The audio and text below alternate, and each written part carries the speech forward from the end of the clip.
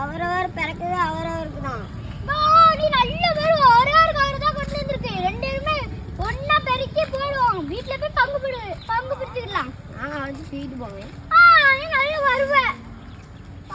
அப்ப தண்ணியும் பிறக்கணும். அப்ப கவர் போய் எடுத்துறோம். போ அங்க போய் எடுத்துறோம். அவரே தா நாங்களே எடுத்துறோம். நாளே எடுத்துறோம். போ. என்ன அப்படி நான் ஏச சொல்றேன்.